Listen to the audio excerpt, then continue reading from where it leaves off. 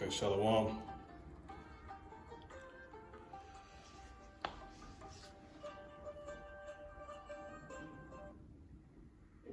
Shalom.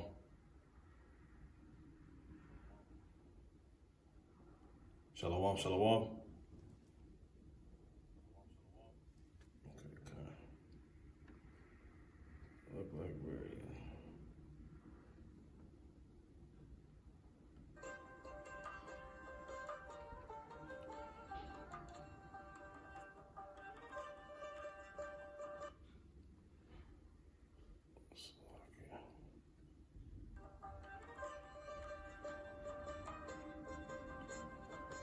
okay, yeah. So yeah, call on La Yahweh Bashmi Al-Shah wa Hawakakadash. Alright. Double honors to the hopefully elect elder apostles, slated to be saved. Lord willing, start with those at the Great Millstone Church. In general, to the brothers and those that's under this doctrine, the brothers here at this church, this congregation, you know, and to the brothers in general, you know, you elder brothers, the elder brothers on down, teaching this truth in all true faith and sincerity, on down to the brother, you younger brothers, you know, the younger brothers teaching this truth in all true faith and sincerity. Shalom to the rest of the believers, the men, women, and children of the Israelite race, you so-called blacks, Latinos, and Native American Indians. To you, shalom as well. Okay. Ultimately to the elect, those that are about to be going to, that are about to go on to be found to have, you know, been of the house of David. Okay. So back with another lesson dealing with some history.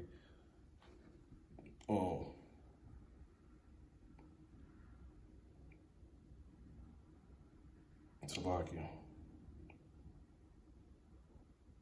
Wait, no more. Sounds. Okay. So yeah, dealing with some history at the White House Bashmi Al-Shah for pretty much, you see the title,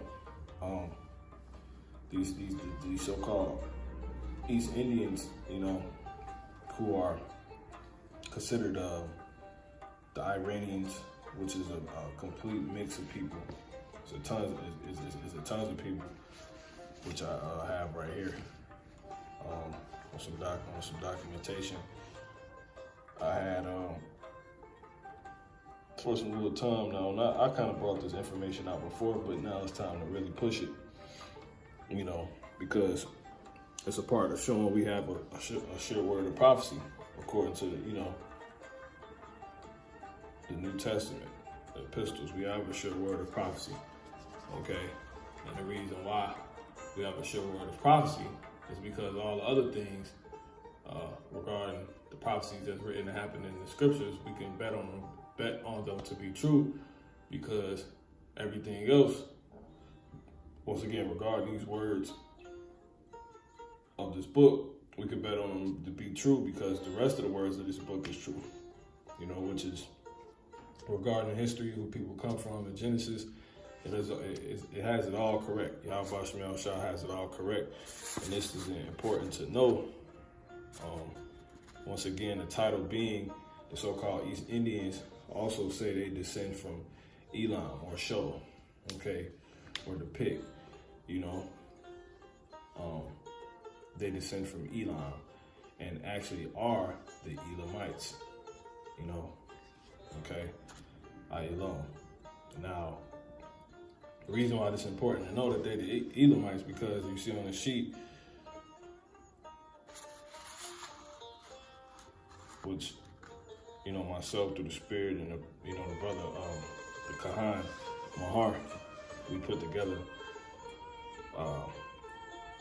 See the date on here. Might have been a week project, but we was working on this and we completed it, you know, January 4th, 2021. And it's a good little sheet to have. Okay. So the brothers here at this congregation, we all have one. Okay. And it pretty much is going into one of the progenitors, okay, one of the people responsible, one of the sons responsible for the people that walk on the face of this earth. And that man's name was Shem, or Shum, in the Paleo Hebrew. Okay, Shum, which is known as Shem. The Shemites, which is the play of the whole anti-Semitic thing by these so-called Jews.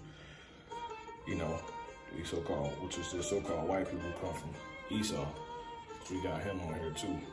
Okay, we got all the sons of Shem and everybody that come from him on here. Okay, and here's us right here. But nonetheless, we're going into Elam today. And the reason why it's important to know who everybody is because all of these people are nations. Okay, they are nations. Okay, and each nation, from Elam to Ashur, and Pakside, really, when you get down to it, it dumps down even further than that. But how these nations to be, like, for example, Elam, the East Indians, right? Also, which today is known as Iranians, which is just simply a mix of so-called Persians, Medes, Kurds, and Turks. All right, just in a nutshell, and many more. But just like Ashur, which is where the Assyrians come from, who the Assyrians come from. Okay, they all have a judgment. All these dark nations, and they all have a judgment written in the Bible, just like us. Everybody has a destiny, The three major patriarchs, Abram, who became Abraham, Isaac, right, and Jacob, the Yaquab, 12 tribes. We all need to know this because the Lord has a fate, that everyone, every man, woman, child is destined to based off what nation they come from. So that's one reason why it's important. And then simply to not even get into that, this is just to prove that once again, what we have a sure word of prophecy, because the Bible tells us that these people come from, our doctrine, going back, to the, our elders, at the One West, starting with Abba Bivens on down, really Arya, putting together the 12 tribes chart, but also the the other nations too. Okay.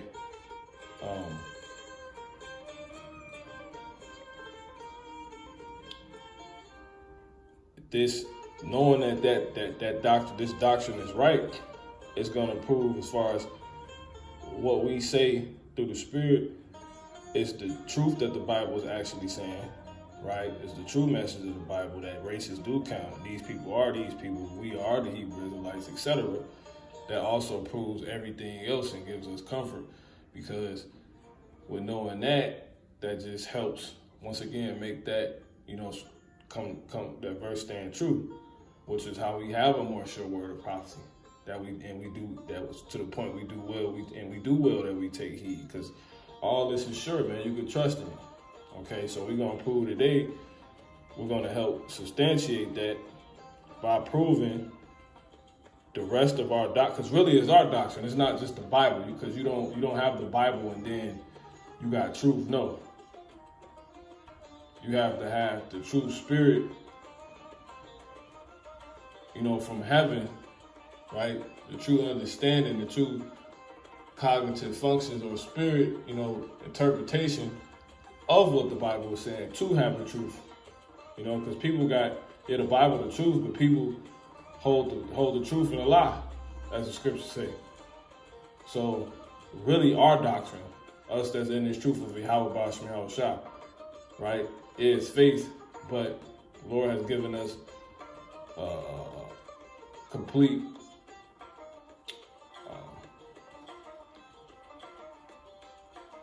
solidness in our spirit. Those that's truly in on this, really get into it, that this is all true. Once again, what our doctrine or this gospel, you see? So this doctrine says that the so-called East Indians are the Elamites. So we're going to see we're going to use this lesson to prove that this is true, even according to them. And then that's going to do what? That's going to boost our faith on everything else we believe in. So let this be a faith booster, okay? So we're just going to, cover some quick history by the Spirit. So we're going to be going into showing once again that these East Indians say that they Elam, which is how we have it, okay, through the Spirit. Grace and mercy and power, Yahweh Basham Yahweh Shah. Okay. Now, I'm gonna move this out the way. I'm gonna start with here. Okay, you're going into Elam. You start Genesis the 10th chapter. Okay, Genesis 10. Okay, Genesis 10. See if I can patch this. Okay, kind. Genesis 10 and 1. The descendants of Noah. Bear with me. The descendants of Noah. Okay. See it right there. Just a little more so you can see this. All right. So when you jump down, I'll just get what I got, okay?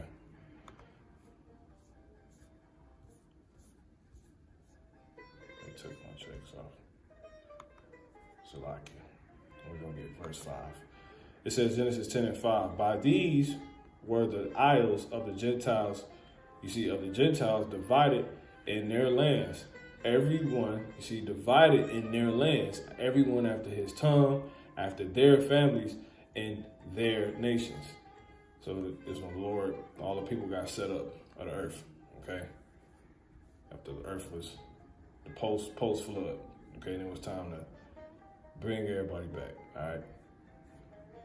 To say the least. And you jump down to Shem, because we need to go into Shem once again. Because Shem is how you get the so-called East Indians, the Elamites, right?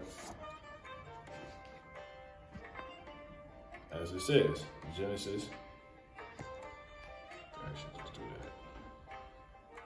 Genesis.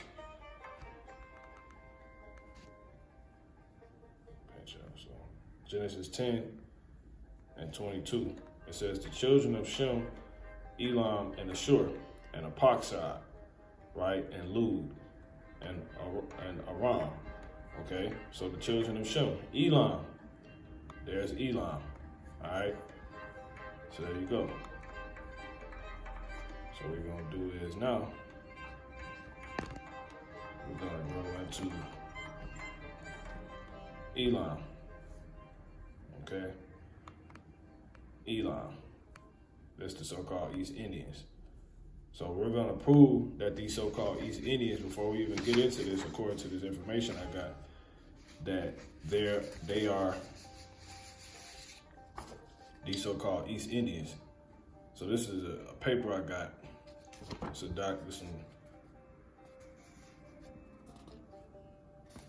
documents I printed out. See the date on here.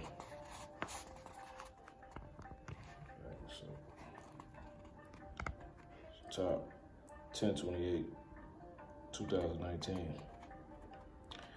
And I'm gonna read some of this on here. Okay, so the ancient Iranians. So this is dealing with the Iranians.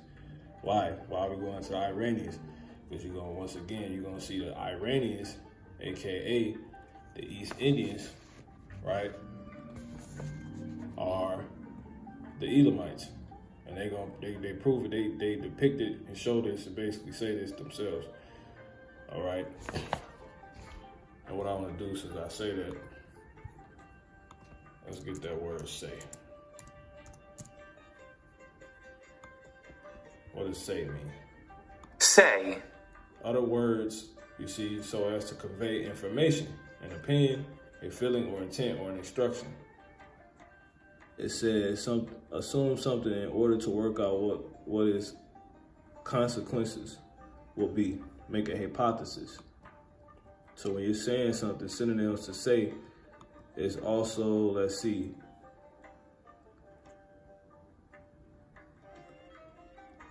express, phrase, articulate,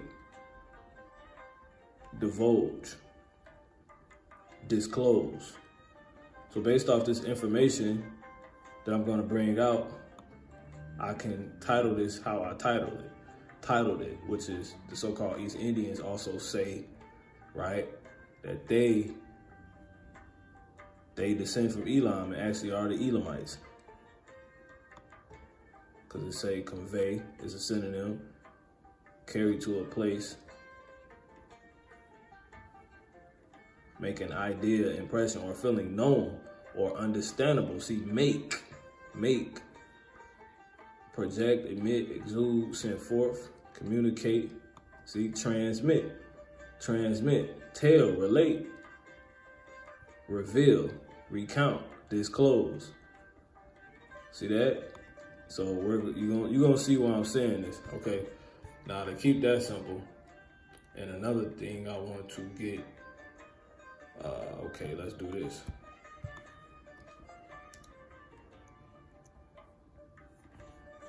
I'll just pull this up just in case we need to.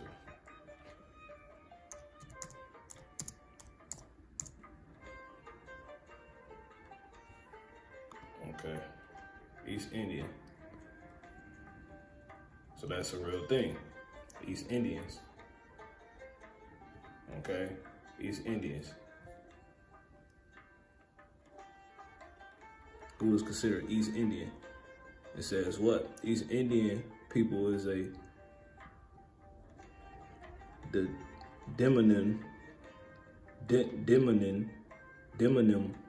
that is used in North America, right? We use that here to refer to people from South Asia, South Asian ethnic groups, people from India, Indian people, Indo-Caribbean, Caribbean with roots in India.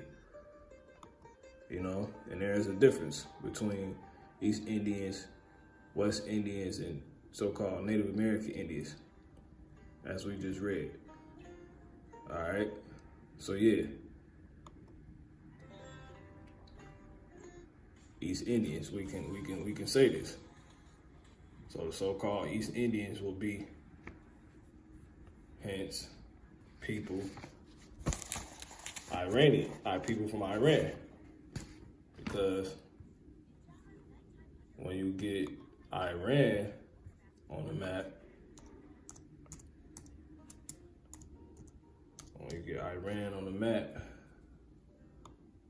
okay, that's good right there. Let's see. Yup. See that? And they say East India, people from South Asia. Okay.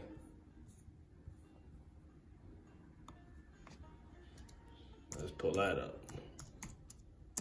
Just to get an understanding of what we're getting into.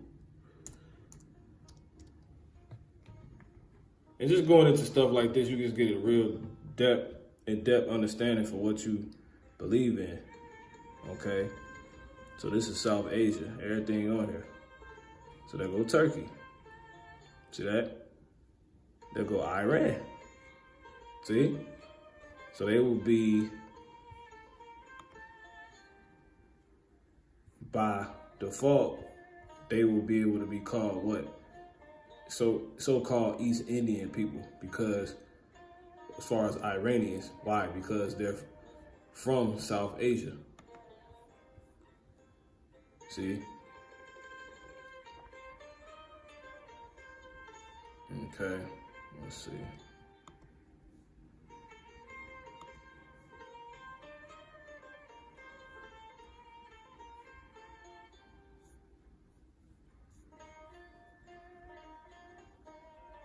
India. So according to that, is anybody from, once again, they go Iran. That's South Asia. Iran is on there. You know? I want to do one more, then we're going to get into this. It's going to be quick, not too long. All right, been going for 20 minutes already. Okay.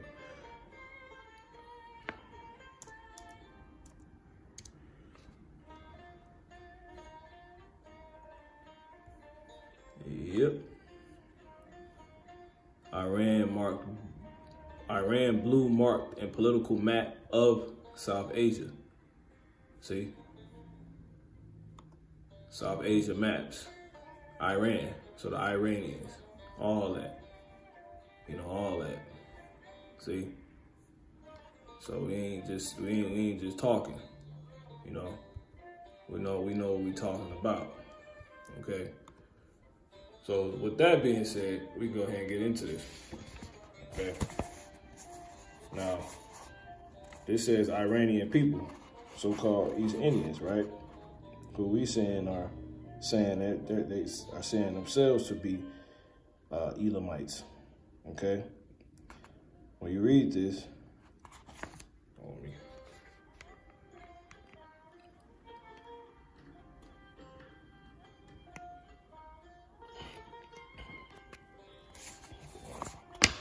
okay, so Iranian peoples. It says, I'm gonna start at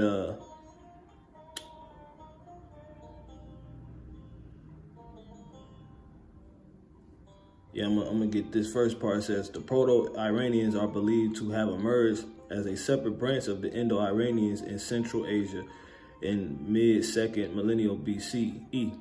Okay, and I'm gonna jump down to the point. And it says the Western Iranian empires of the South came to dominate much of the ancient world from 6th century BCE, leaving an important cultural legacy. And the Eastern Iranians, see that, of the steppe played a decisive role in the development of Eurasian nomadism and the Silk Road. Okay. It says the ancient peoples who emerged after the first millennium BCE include the Alans, you know, and so forth.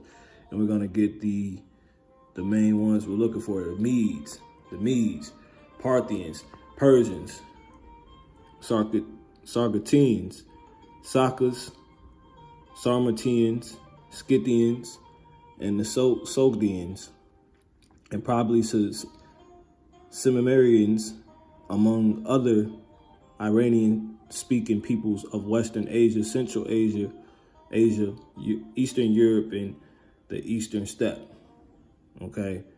Now it says in the first millennial CEE, the area of their settlement was mainly concentrated in the steppes of the and deserts of Eurasia, was reduced as a result of Slavic, Germanic, Turkic, and Mongol expansions, and many were subjected to Slavicization and Turkification. And you got a bunch of people to this day that basically, it's like a mix. That's how you got the whole Arab thing and all that took place. Okay. Which really just means mix, which we could see that amongst these people. Okay, because these people on here necessarily aren't, these aren't Ishmaelites. These aren't Ishmaelites necessarily. Could probably have, you know, a few of them on the bunch. But jumping to the point, we're going to jump down. So it says, unlike, I'm going to just read this. The term Iran derives directly from Middle Persian Iran and Parthian Aryan,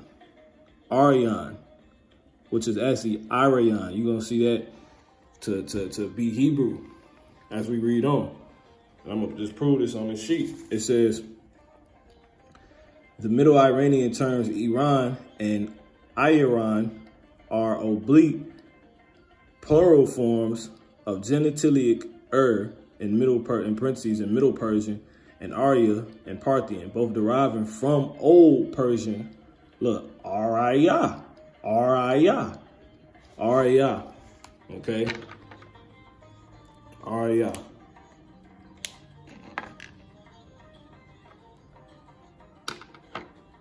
Well, mark, let me see if I can mark this.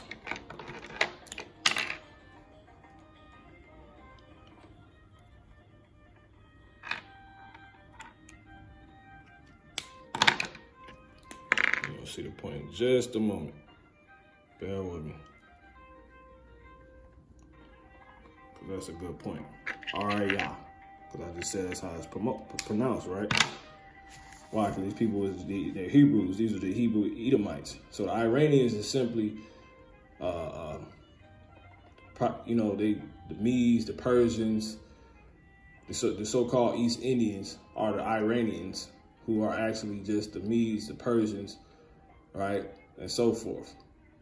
You know, as far as the popular known ones, who are Elamites, which we say, and they confirm themselves. Bear with me just a moment. Baba Kasha. Now, when you read on, it says, unlike the Sanskrit Arya, see that? Let me hold this right here.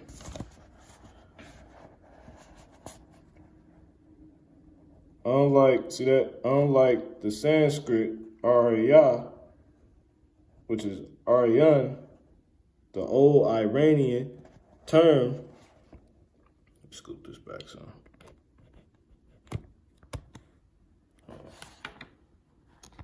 Make that happen.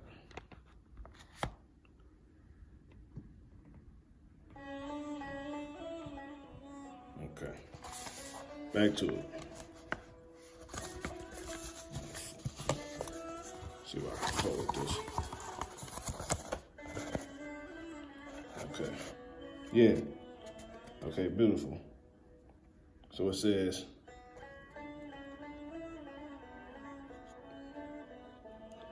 unlike the Sanskrit Aryan, the old Iranian term has solely an ethnic meaning. So that's denoting their background, where they come from. Okay, their stock, their lineage.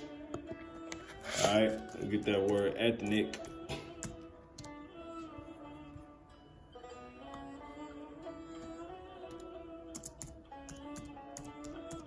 Like making everything precise. Ethnic. It says relating to a population subgroup. Genetics, their race. Race is all race related. See that? See? Now, jumping back.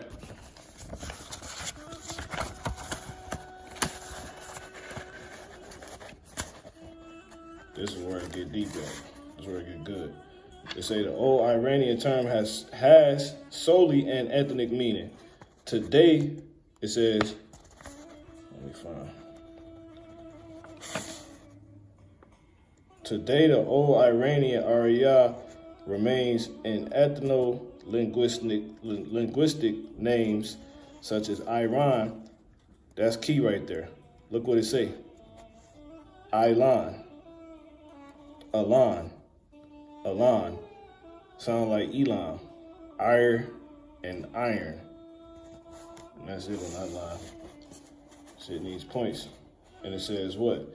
In the Iranian languages, the genitalic is attested as a self-identifier, included an ancient inscription of the literature of Avesta. Jump to the point. Make this negative word again. The earliest epigraphically attested reference to the word Arya or Arya, it occurs in the Behistun, which should be still in the description if not I have to put it in, because basically we're gonna be using this to prove that's what they use. That's how they prove this. This is how they say this. Because say you remember the definition, it's just to convey information, to omit something, So what's known as this thing they have called the Behistun Inscription, which is basically their hieroglyphics, if you will, which is the stories of Darius the Great, you know, Darius, their king, you know, and how he conquered and things he said, and as far as what went on regarding their history, and it's written in three stories. So it's like it's written in three variations of their language, and and when we get it, you're gonna see why I say that they saying that they Elam. Behistun inscription of the 6th century BCE. The inscription of Behistun or Behistun, which is just old Persian, right? Their old language, which is really Hebrew. It says, Bagastana describes itself, or a different variation of the Hebrew, but it says describes itself to have been composed in Arya. See? So that Behistun says itself, it was originally composed, you know, that's their documentation. In that documentation, it says that information they give was originally written in this language known as Arya language, or script, as is also the case for all other Old Iranian language usage. The Arya of the inscription does not signify anything but Iranian. That's a lie.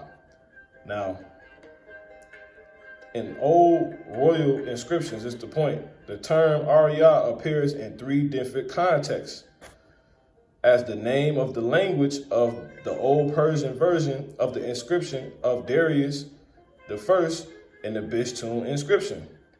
So that was the name of the language that inscription was written in. It's called Arya. It says, as the ethnic background of Darius, that was his background. So his background was Arya. You see, that's when that's mentioned. They use the word Arya when they denote what language that Behistun is written in and the ethnic backgrounds of their people. They say, right? They say Arya, right? Arya, which is really, I'm gonna just jump to the point. It's really just Elam in Hebrew. Just try to, save some time. Okay. Once again, it's Elam in Hebrew. ELAM. See? ELAM. It's like Arya. Arya. But you gonna see it. Strong's H 5867. Elam. Elam. Second entry. Elamites. Elamites. Yep. And when you jump down, they even tell you in the blue letter. Okay. This is the Jacinius Chaldee lexicon. It says, of a province of Persia. See that? Where the origin of the Elamites, is traced from Shum. See that? So these Persians, they're the Elamites, man. Just according to this. But just to knock that point out the way, you jump back here, they saying that's when that word comes up. When they denote one of their great ethnic background, the name of their language. And we're gonna jump down. There's also of Xerxes and the ethnic background of Xerxes, which is a factual, person, historical figure, all right, of the so-called the Persian Empire. Okay, and then when you jump down to this last line I have, it says, as the definition of the god of the Iranians, Amazad in the Elamite version. See that? In the Elamite version of the Behistun inscription. Why do they have an Elamite version, so-called Elamite version of the these records they hold? Remember I said it was written in 3 languages, which I'll just jump to that real quick on the screen so you can see it. Okay. So when you go into this Behistun or Behistun, it says right here, first of all, the Behistun, it says, first of all, the Behistun inscription is the longest royal inscription that we have found from the Achaemenid Empire, which is basically from Cyrus the First to Darius the Third, I believe. Yeah, and in doing so, the Behistun inscription became the first Achaemenid trilingual. Why? Why is it trilingual? And the inscription is what? This is what the inscription is. Inscription. It says what? Words inscribed. See that? It says words inscribed. Words inscribed as on a monument or in a book is an engraving. It's a wording, it's writing. See, it's letter. So in this same inscription, this the Behistun inscription, that's where they say they Elam. They descend from Elam, the action of inscribing something. So that's what inscription means. So jumping back to Behistun, it says the Behistun inscription became the first Achaemenid trilingual. Additionally, it became the first inscription which made use of the Old Persian language and script. What's the Old Persian language? Which we just read that the Persians go back to the Elamites, but let's see themselves say that. Okay, let's see them say that themselves, as I was saying, right? Now, this is some information on the Behistun, okay? The Behistun inscription, okay? So it says the Behistun inscription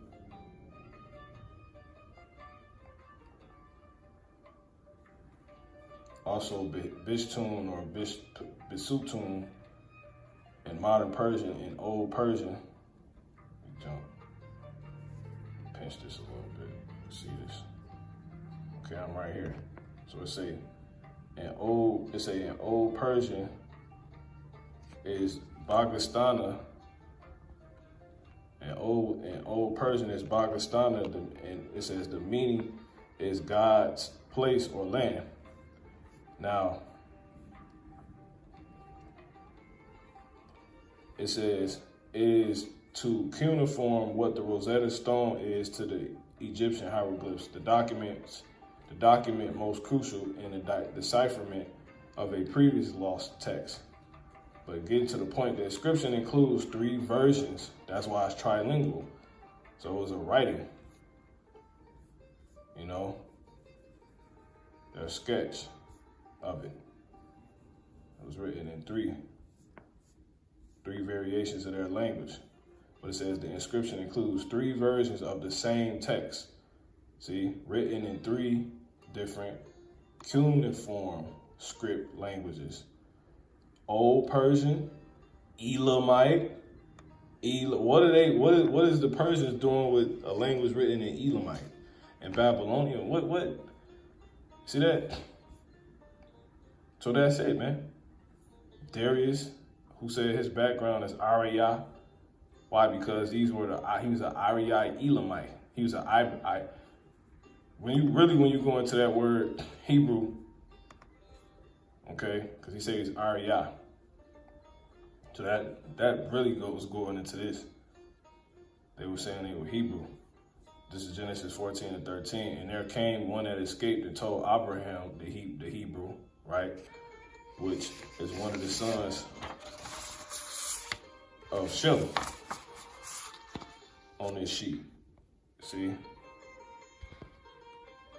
See it? I go Abraham right there. You know? And he comes from the son, Shem's son of Foxshad. You know? And he spoke Hebrew because Shem spoke Hebrew. So Elam spoke Hebrew too, because that was Foxshad's, which is Abram's great grandfather, right? Brother, Elam. So that's how you have him speaking Hebrew, Abraham, because his great grandfather spoke, you know, Hebrew, because his dad did. right? Which all his sons did, okay? Including Elam, who gave birth to the East Indians, as they write in their own language. One of the variations of their language is supposedly Elamite. You know, their background is said to be when denoting the background of Darius, who was an Elamite, because the Persians are the Elamites, which he was. You know, they said that's their background. That's denoting his ethnic stock. Arya, right? Meaning what? He comes from the Hebrews. That's all that means, right? Pull it back up on her so you can see it. Yeah. In the old Persian inscription, the term Arya or Arya appears in three different contexts as the name of the language of the old Persian version of the inscription of Darius the First in the Behistun Inscription, right? That's the name of the language, one of the language, you know, of that old, because remember they said the Behistun was written in, it was written in, let me pull it back up. It was written in Old Persian, which they said that language, the name of that language was called Arya, Elamite, and which makes sense for them to put that because you got Hebrew in general, but then you got variations of Hebrew. You see? Which they would have had their own variation. Elam would have had their own variation of the Hebrew. See? And Babylonian was the other language. You know, which is just basically it's different dialects of Hebrew, man. You know?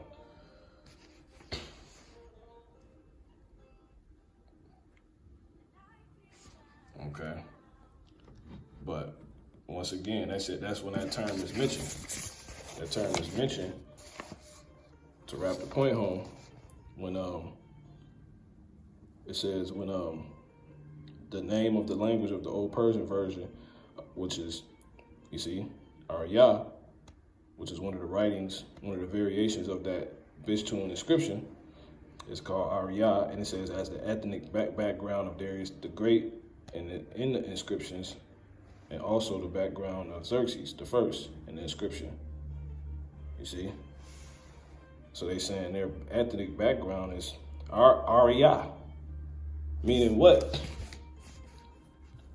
Well, we read, once again, Genesis 14 and 13, there came one that had escaped and told Abraham the Hebrew. See, the Hebrew. Abraham was known as the Hebrew, for he dwelt in the plain of where he dwelt in the plain of where we at? Mamre, the Amorite, brother of Eshcol, it says, and the brother of Aner, and these were confederate. Okay, now making this up some. Salakia. When you get that word Hebrew, in the Hebrew, what do you get? See? Ibraya. When denoting the background, the ethnic background of Darius, right? They said that's when that term Arya is mentioned, which is pronounced, as I got up here at the top, both deriving, see that in the corner, both deriving from Old Persian. Alright, you see, Arya. How you say Hebrew? Ibarya.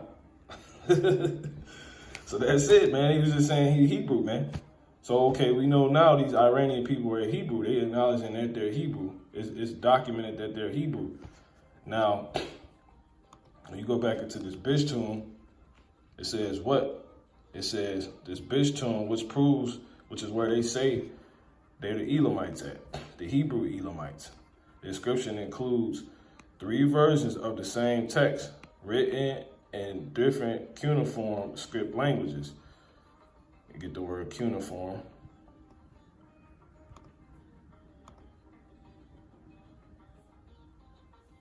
See, we learn here, man. Look, cuneiform. Cuneiform. Cuneiform, denoting or relating to the wedge-shaped characters used in the ancient writing systems of Mesopotamia, Persia, Persia, the Elamites. They use cuneiform. It's just a logosyllabic script that was used to write several languages. Okay. So all this stuff go back to like the pictograph, like hieroglyphs and stuff like that. But anyway, so that's one variation and 3 different cuneiform script languages. So these will all be similar to that. It says Old Persian, which is Arya, Hebrew, and Elamite, which is obviously Elam's variation of the Hebrew. But they're saying what is Elamite doing here, man?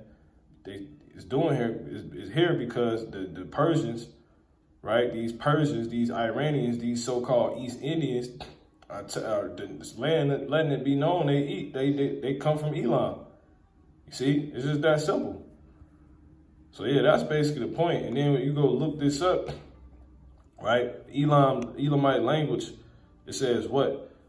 Extinct language spoken. They says an extinct language spoken by the Elamites in the ancient country of Elam. Because really, the point is what? This is just used to prove that we do have a sure word of prophecy, and we do well that we take heed. So if we got this part of the doctrine, the Bible, the spirit of Yahweh Shemiah Shah got this right, everything else is right that we believe in. The Bible is true. But what you're going to notice when you read this, they're not going to tie the Elamites, who are a people of the Bible, who are a people on this earth according to the Bible that the Heavenly Father acknowledges, which they actual name in the Hebrew would be ELAM.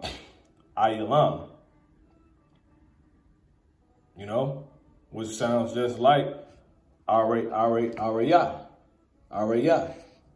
So it's the same thing, man.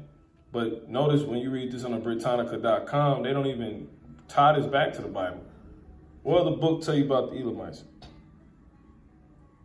According to God.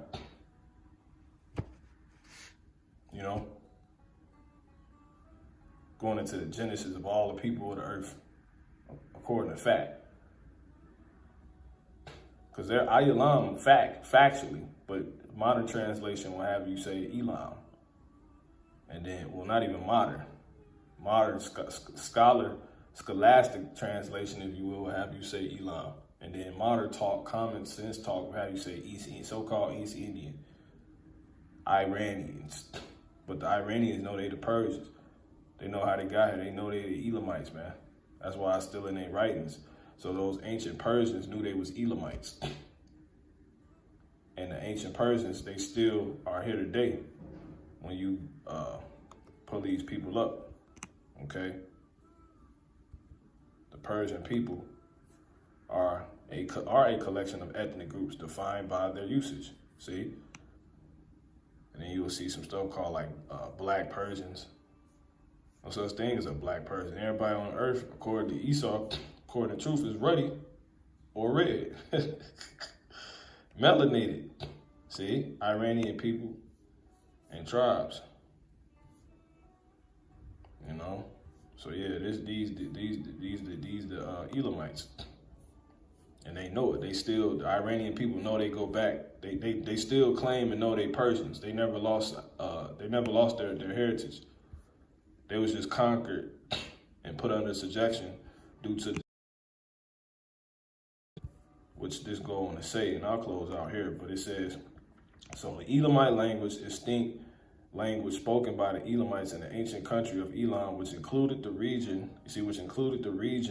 from the Mesopotamian plain to the Iranian plateau. Elamites documents from 3 historical periods have been found. The earliest Elamite writings are a figurative or pictographic script and date from the middle of the 3rd millennium BC. Because we just simply break everything down. We know it just come down to what the Most High say. Everything come down to everybody speaking Hebrew. The paleo, what's before the paleo, the pictograph. So that's how you can simply just make that assumption. See, Esau, this world want to leave everything complicated. You know, smart people, wise people make everything simple. You know, everything plain. That's what we're supposed to do. But anyway, it says documents from they don't like when we be like basically. Now, you don't do that in all regards, you know, but that's how you pick through this stuff. But anyway, it says documents from the second period, which lasted from the 16th century to the 8th century, are written in cuneiform. The stage of the language found in these documents is sometimes called Old Elamite. The last period of the Elamite text is that of the reign of the Achaemenid kings of Persia, who used Elamite. And I got documentation on that. Proving that, you know. And all these people was Hebrew. I didn't even read through the other one completely. It's getting dark, so I'm gonna go ahead and close out. So this is I don't got nothing marked on here, but basically, let me see if I got it on here. Yeah, when you read this bottom part right here, it says what? The Achaemenid Empire was created by nomadic Persians. See, Elamites. The name Persia is a Greek and Latin pronunciation of the native word referring to the country of the people originating from Persia, right? Persian, or Parsa, as they say. The Persians were an Iranian people who arrived in what is today Iran, you see, and settled in a region including northwestern Iran, right? Getting to the point. Alongside the native Elamites. So they was all Elamites, man. The Achaemenid Empire was just a bunch of Elamites who was ruling at the time, who was called Persians. You know, Medes, Persians, etc. So that's basically it, man. So it says, these niggas got on here, you know, Esau. Although all three stages of Elamite have not been completely deciphered, notice, but my point of mentioning this, bringing this out, is look, they don't say nothing about the Bible. Where you learn about Elam at? All throughout the scriptures, a number of grammatical features of the language, and they try to act like they don't know, but they know. Of grammatical features of the language are known to scholars. These include a plural form using the suffix "pa" to personalize pronouns, and they spoke all ancient Elamite is a different variation of Hebrew, but they ain't gonna go and tell you none of that, and that's all they have on here. They ain't mentioned nothing about the Bible, so that's how you know how this is being deciphered and what is being used to say and prove is true. You know, that's what they want. That's what they got written on their writings. Once again, the Behistun Inscription is the longest royal inscription that we have from the Achaemenid Empire. So the Behistun Inscription became the first Achaemenid trilingual. Additionally, it became the first inscription which made use of the Old Persian language and script, and also the Elamite language. Why is the word Elamite on there? Because they were Elamites, and they tell you they come from the man Elam, or Elam. See? So, you go here, they're in the Bible. Ezra 4 and 9. Then wrote Rehum, the chancellor, and Shamshai, the scribe, and the rest of their companions, the Dinaites, the Parsakites, the Tarpalites, the Apharsites, the Archavites, the Babylonians, and the Susakites, and the Davahites, and the Elamites. See? And the Elamites in the Bible, man. You know? But Esau don't want this to be true. Because if this true and it's all accurate, that means everything else accurate.